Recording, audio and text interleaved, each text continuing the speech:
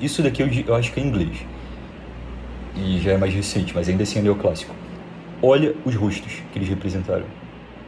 Estão vendo como é algo diferente? Vamos abaixar. Olha isso aqui. Olha esses traços faciais. Mas não analise. Eu ainda vou analisar para vocês mais embaixo. Cada traço distintivo disso. Mas só vê e vê o que seu cérebro capta disso aqui. Como ele lê isso aqui. Olha isso. Isso é neoclássico também. Mas o conceito, de novo, nós estamos analisando um conceito, um ideal. O que a mente concebe em relação a isso. Não a arte grega em si, de um período específico. O neoclássico se enquadra. Isso é neoclássico. Isso é Canova. Isso é do século início do 19, eu diria. Ou final do 18. Olha esses traços. Ele pegou o conceito da beleza grega e manifestou. Esse, para mim, é o rosto mais perfeito do mundo. É a minha escultura favorita. Desde que eu comecei a estudar arte, tem muitos anos. É Helena de Troia. Canova é os... Um dia eu vou fazer um vídeo só sobre ele. Não vou parar pra falar disso, não. Olha isso aqui. Olha esse rosto. Apesar de ser uma representação lúdica, quais são os traços que mais saltam nesse rosto aqui pra vocês? Não vou falar. Agora a gente vai ler sobre isso. Um estudo... Deixa eu ver se a luz está boa. Pronto. Um estudo mais aprofundado percebe que esses traços faciais são paradoxais. Como assim, paradoxais? Um nariz marcado e afilado que contrasta com um queixo redondo e sem definição, quase como um bebê. Vamos ver se é verdade que eu acabei de analisar aqui, porque eu não confio em nada do que eu digo nesses vídeos. Eu posso estar mentindo, eu posso estar equivocado. Analise. Isso foi uma coisa que eu aprendi com o espiritismo desde criança. Eu não acredito em nada, eu não tenho fé. Porra, a luz está toda hora voltando. Eu não tenho fé. Deus me deu o intelecto. O intelecto é a maior ferramenta do ser humano. Analise a realidade. Deus quer que você analise a realidade. É assim que nós conhecemos Ele. Com as faculdades que Ele nos deu para interpretá-lo, para abraçá-lo. É o intelecto. Vamos analisar isso aqui. É verdade o que eu estou falando? Um nariz afilado, reto. Afilado significa como se fosse um filamento. E um queixo não definido, como se fosse o de um bebê. É verdade. Apesar desse rosto ser uma representação muito lúdica, é verdade. Vamos ver em outro que seja mais real, talvez? Olha, é verdade. Um nariz afilado, perfeitamente afilado, e um queixo sem definição alguma. É o oposto do conceito de beleza contemporânea, que o queixo tem que ser um osso para fora, não. O queixo nem definição tem, é redondo, praticamente igual de um bebê. Vamos continuar. Linha reta e linha curva. Linha reta e linha curva. O nariz e o queixo. Pelo realismo extremo na técnica de escultura, o cérebro interpreta como uma face real, mas não vê que aqueles traços, se observados com clareza, são lúdicos, frutos de junções imaginativas de artistas, das mulheres e homens da sua época, de forma exagerada ou focada. Não são, muitas vezes, realismos factuais. O realismo está apenas na técnica de escultura. Por isso, se trataria mais de um idealismo. Seria na mesma forma que Ai, me perdi, perdão. Aqui veio outro pensamento aqui. Seria na mesma forma, eu tenho que focar. Que esse pensamento tá vindo. E quando eu leio, eu tenho que focar no corpo, não na mente. Seria na mesma forma que no futuro pegassem as fotos para advertisements da Chanel, da Kim Kardashian. Eu usei ela como exemplo agora. Todas editadas e cheias de maquiagem, ângulos internos e poses para aumentar certas partes e diminuir outras, e dissessem que isso era a mulher do século XXI na era do Império Estadunidense. Da mesma forma, viu? Eu já usava esse termo império muito antes de se tornar moda agora em 2026. Isso é de 2023. Eu já tinha essa concepção de que os Estados Unidos é um império. A gente que não lê dessa forma porque nós estamos dentro do império. Mas eu, com certeza no futuro vão analisar como um império. Da mesma forma que a gente analisa o Império Romano. E muito provavelmente eles não tinham essa noção de que eles estavam dentro de uma instalação imperial. Enfim. Da mesma forma, não podemos dizer que seria um tipo de arte irreal. Não é irreal, nem realista. É idealista. Foi o que eu acabei de explicar para vocês. Eu só expliquei de uma forma mais técnica aqui, através da escrita. Olha isso aqui. Isso é uma mulher grega, uma modelo grega real. Isso é uma estátua grega. Isso é uma retratação de uma estátua grega. Isso daqui não é uma estátua grega de verdade. Mas eu peguei a foto. Com certeza isso é uma criação moderna. Primeiro por causa da técnica usada. Isso parece argila. Olha isso. E parece que foi pintado por cima. Segundo porque nem os quadrados gregos eram tão patéticos assim. Olha esse quadrado. Que coisa patética para fazer um busto. Nunca que eles fariam algo assim. Segundo, que olha esses traços, que cara de procochô que essa porra tem. Parece até a mulher do Didi. Mas enfim. Eu peguei essa imagem porque ela está exemplificando perfeitamente isso. Isso é uma grega que ainda conserva traços antigos da Grécia Antiga. É uma modelo real grega. Você vê que existem alguns traços que são realmente presentes aqui, que estão na estátua. Vamos pegar uma estátua de verdade. Estão presentes. Só que esses traços... Estou circulando aqui, espero que o mouse também esteja circulando aí. Esses traços, se você parar para pensar, eles estão extrapolados na estátua. Então, não quer dizer que... Quando eu estou querendo analisar um possível pensamento que possa surgir na mente de alguém, que possa ler o que eu acabei de falar e reinterpretar dessa forma. Eu não quero dizer que os gregos não tinham essas feições. Eu gosto de explicar bem explicadinho. Então, talvez alguém possa ter tido esse pensamento. Eu estou sentindo que alguém possa. Eu não quero dizer que eles não tinham essas feições, só porque eu digo que isso é ideal. Eu estou dizendo que essas feições eram mais ou menos distribuídas na sociedade deles. Senão eles não conseguiriam representar isso como arte. Eles não conseguiriam pensar algo que não existe. Porém, a ação de você pegar todas elas e juntar as formas mais perfeitas que você consegue selecionar de todo mundo num único pensamento, de corpo, de rosto, isso é idealismo. Entende? Eu espero que eu me fiz claro. Se eu não fiz também, vamos continuar, que isso já está muito longo. Vai dar 40... Toda hora eu falo que eu vou fazer um vídeo curto e fica 40 minutos de vídeo. Enfim. Pouquíssimas pessoas no mundo contemporâneo... é que isso é tão importante. Eu não sei se eu estou lendo da forma mais... Porque esse pensamento está toda hora vindo na minha mente. Eu não vou falar qual é pessoal. E aí eu acho que isso pode estar me atrapalhando na minha interpretação. Deixa eu tentar voltar. Senão eu vou parar o vídeo aqui.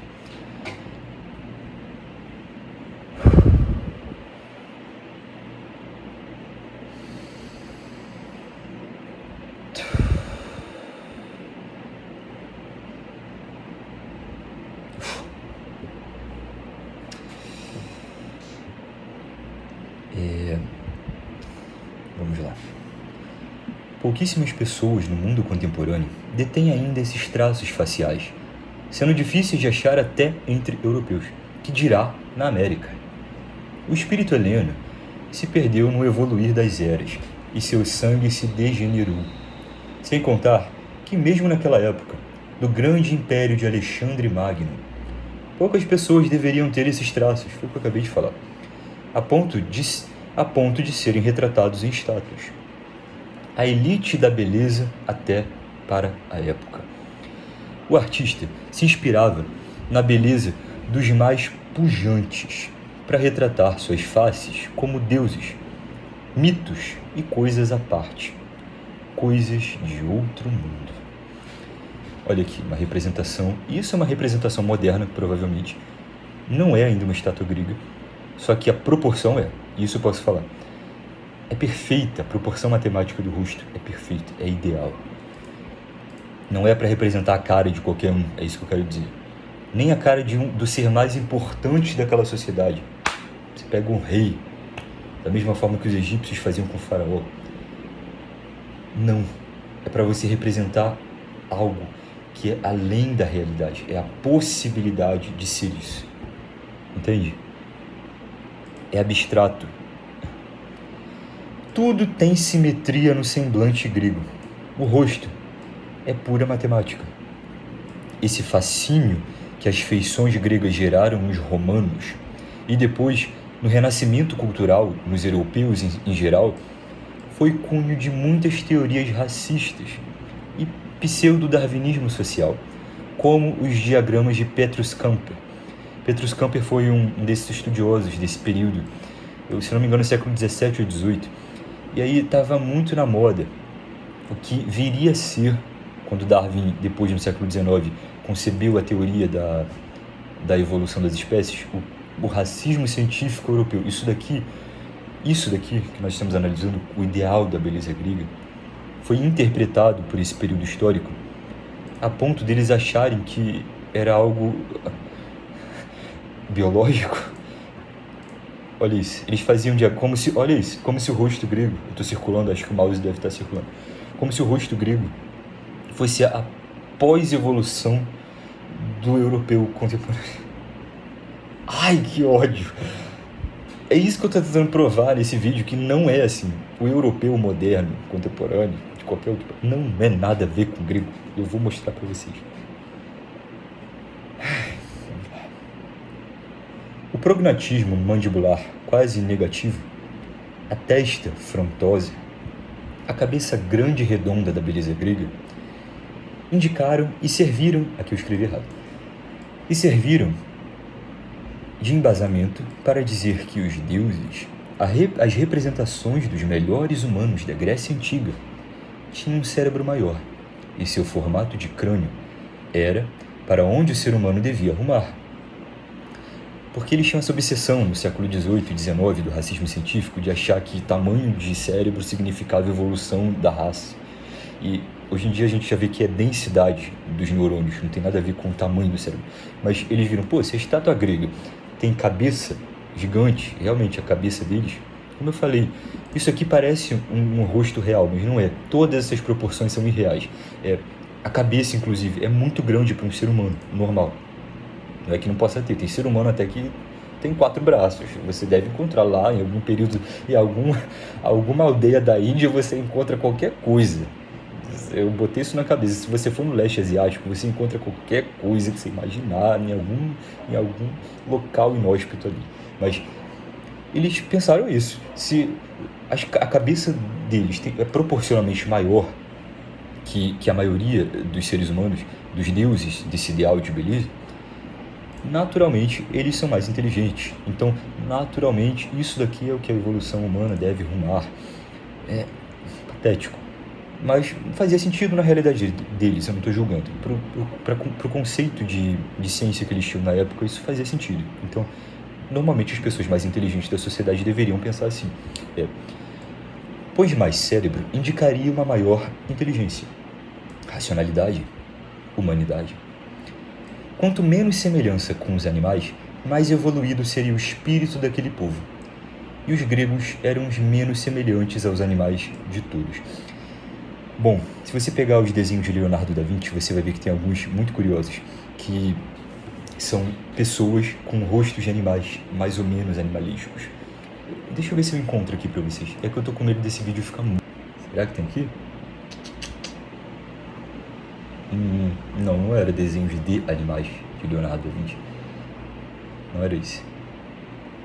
Não é isso. São uns rostos que ele... Aqui, ó. Ele desenhou esses rostos com alguns traços de alguns animais. De sapos, de cabras e coisas assim. E tentou interpolar isso nos seres humanos. Os gregos, eles tinham esse conceito exato de beleza. Dessa última frase aqui que eu coloquei no texto. Eles criam que... Isso está até em alguns textos de Platão. Quanto menos semelhante ao rosto de um ser humano, quanto menos você pode associar os traços com animais, com algum animal que seja, não vão puxar isso pro lado vulgar racista, que eu tô sentindo que algum pensamento vai puxar. Não puxem isso pro lado racialista da coisa. Pode ser um rato, não necessariamente esse animal que vocês estão pensando. Pode ser um rato. Olha o meu rosto, por exemplo. Ele tem tudo para parecer com um rato, apesar de eu ter feito tudo para seguir diretamente os ditames da natureza, para evoluir o máximo da minha forma física. A forma natural com a qual eu nasci, ela deveria parecer, porque meu nariz é grande e minhas orelhas são grandes, em comparação com a proporção do rosto. Hoje em dia eles se harmonizaram, porque eu ajudei a natureza a me ajudar. Eu segui o bom viver, o caminho da beleza que eu falo lá no livro. Mas é isso. Quanto menos você pode olhar para o rosto de um ser humano e falar isso parece um tal bicho, isso parece tal bicho, os gregos achavam que isso era beleza. Qual é o povo em representação artística que menos se parece com um animal do que os gregos? Olha isso. Você consegue ver um animal nisso? Um sapo? Um cavalo? Muitos dizem que a minha cara também é de cavalo. Um macaco? Nunca. Isso daqui não se parece nunca com nenhum tipo de animal. É o rosto ideal, perfeito de um ser humano. Olha isso. Não se parece com nenhum tipo de animal. A beleza grega é sublime, pois é anti-animal. Não dá para olhar para um semblante grego e relembrar de forma alguma um primata, coisa que é possível em todas as etnias, até as europeias que se dizem puras, como os alemães, nórdicos ou russos. Por incrível que pareça, tem alguns eslavos que se dizem puros. Todos lembram em algum traço mínimo sequer que o ser humano é um macaco evoluído. É isso que você pode pegar a pessoa mais nórdica, porque os nórdicos eles dizem isso, nós somos a raça mais... Algum traço aqui você consegue associar com um hominídeo. Algum traço que seja, você consegue associar, porque o ser humano veio disso, é um hominídeo evoluído. Você consegue pegar qualquer rosto de qualquer ser humano e associar com algum hominídeo. Menos isso aqui. Tenta interpretar de onde é que isso saiu. Tenta achar algum traço facial aqui que se pareça com um hominídeo, um neandertal, um macaco, um chimpanzé, um ancestral nosso. Não dá. O rosto ideal dos gregos é puro, perfeito, ideal, não existe na realidade. Olha aqui, aí eu vou falar sobre isso. Essa propaganda inglesa e germânica de dizer que eles são descendentes disso, porque alguns têm o nariz um pouquinho empinado. Só quem acredita nisso é quem não conhece a beleza grega de fato. Enfim. Menos os helenos. Eles nos fazem ver que o ser humano verdadeiro, quando alcança seu potencial, não se assemelha em nada com um macaco. Mesmo que o cérebro procure semelhanças fisionômicas, é impossível associar suas figuras a animais. E tudo que advém deles, como a sensualidade, a agressividade e o poder. As estátuas gregas são não sendo. O que eu quero dizer aqui? Se você não compreendeu, eu estou explicando como se você fosse uma criança. Eu não sei porque eu faço isso, é porque eu acho que realmente algumas pessoas não vão entender. É uma linguagem um pouco complexa para a maioria das pessoas. Apesar de não ser complexa de forma alguma, não uso nenhuma palavra assim erudita, mas... Enfim.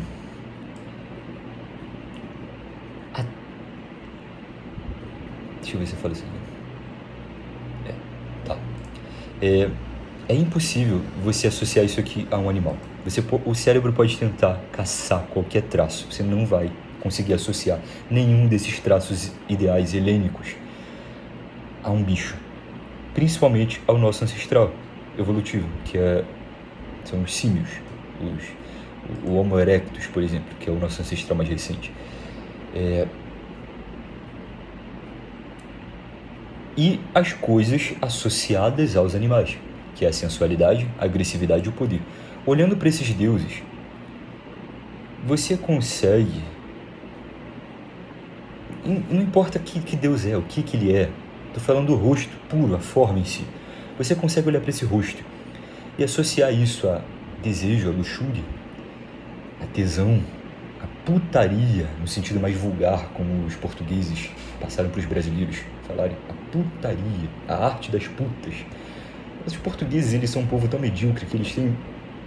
Será que isso pode ser considerado xenofobia? Eu classifico muito a minha fala porque eu não quero ser processado, mas eu creio que não. Eu não estou falando que os portugueses são inferiores, estou falando que a cultura deles... Eu falo isso porque eu também tenho família de descendência portuguesa em alguns pontos. Então eu conheço muito bem a cultura deles. Eles têm uma vulgaridade tamanha que só se assemelha aos escoceses e aos irlandeses. Para você cunhar um termo como esse, a puta, como se fosse em ação na semântica, a palavra putaria. Então, você consegue associar isso à vulgaridade, esse rosto? Nunca. Você consegue associar esse rosto a poder, alguém que quer poder? Nunca. Você consegue associar esse rosto à agressividade? Olha o semblante disso, parece um anjo. Parece algo acima de toda ação humana. Essa é a beleza grega. Vamos continuar. Não digo que não é bonito, pois existem entes belos e feios em todas as etnias. Mas ainda assim, podemos ver traços animais em suas feições cranianas. E ressalto a raça ariana. Eu falo raça ariana aqui no conceito antigo, eu sei que hoje em dia não se usa mais esse termo, mas eu falo no conceito irônico mesmo, para atacar eles. Os germânicos, que se chamavam de arianos. E ressalto a raça ariana, pois é a mais orgulhosa em afirmar superioridade, devido à sua distância estética maior entre os traços animais. Realmente, das etnias humanas, o que nós podemos chamar como os povos germânicos, são os que, olha isso aqui, são os que menos se parecem com os nossos ancestrais símios. Mas ainda assim você consegue encontrar traços símios no rosto de qualquer alemão normal. Olha isso aqui, pode ser o mais bonito de todos. Você consegue encontrar traços de que isso aqui é um macaco. É um macaco evoluído, mas é um macaco. É um símio, está dentro da classificação ontológica, biológica de primata. Isso aqui não. Você não consegue traçar esse rosto a nenhuma classificação biológica possível. É isso que eu quero dizer. Voltando. Ora, um orgulho indevido, pois distância maior não indica comportamento maior, nem dobra dos sentidos maior, muito menos distância alguma. Ainda assim, olhando para o rosto dos mais belos arianos, como esse da imagem exemplificado, conseguimos imaginar que aquela pessoa pode cometer atitudes humanas, ou, na verdade, mais afirmativas de denominar animais, como sexo, coito, destruição, luta, dominação, disputa por poder, embriaguez ou qualquer outra atividade comum de controle do corpo sobre o espírito. Vocês entendem o que eu estou querendo levar aqui? Onde eu vou querer chegar aqui? Suas feições cranianas, ainda assim, passam algo de animal. Nem que pouco. Esse efeito não ocorre quando olhamos para o semblante grego, pois a sua forma doce e suave passa uma pureza infantil. Seus olhos profundos e sem expressão passam a transcendência do mundo animal. Seu nariz ligado à testa e monolítico, em bloco, passa uma ligação do ar direto à mente. Isso são citações que eu estou fazendo, nem todo mundo vai conseguir pegar, eu já vou explicar. Uma austeridade, uma lucidez quase intuitiva. Ele transcendeu. É isso que vemos quando olhamos para o semblante heleno. O que eu estou querendo dizer aqui? Nariz monolítico. O nariz dos gregos, eu ainda vou abordar isso aqui mais embaixo. Ele é a característica mais distintiva deles, do ideal, não dos gregos como povo. Vou voltar a falar aqui. Estou falando de um ideal, de um conceito de beleza. Do conceito deles, o nariz era o mais importante. Por quê? Existia a crença, a superstição nessa época, de que o nariz levava o ar para o corpo. E o ar é vida, o ar é intelecto. O ar é o que infla o ser humano, que dota ele de ânima, de vida. Então, se o nariz está completamente ligado à testa, tem que o meu mesmo não é. Eu estou falando, eu não estou querendo me citar aqui, porque o meu conceito de beleza é o mais distante possível dos gregos. Olha isso, o nariz que é ligado à testa, ele levaria, através da inspiração, o ar diretamente para a mente, para o intelecto. Então, eles consideravam que isso era um traço de superioridade do ser. O rosto, que não manifesta nenhum tipo de emoção, também. Porque quem manifesta emoção? Alegria, tristeza, desejo, repulsa. Quem manifesta expressões faciais, emoções? Os mortais. Um ser que transcendeu a matéria, um Deus, ele está além do... Como eu posso explicar isso? Ele está além do que o mundo externo pode imprimir nele. Ele está além dos fenômenos. Ele que age sobre o mundo externo. O mundo externo não imprime reação a ele. Ele não é reativo ao mundo. O mundo que é reativo a ele. Logo, a expressão é sempre nula. Os deuses, as formas ideais gregas não têm expressão facial. Olha isso. Eles não manifestam emoções, porque eles transcenderam até o reino das emoções. Eles estão além das emoções. Vamos voltar. Nariz junto à testa. Aqui eu vou fazer uma análise agora pura dos traços. Nariz junto à testa. Cabelos encaracolados.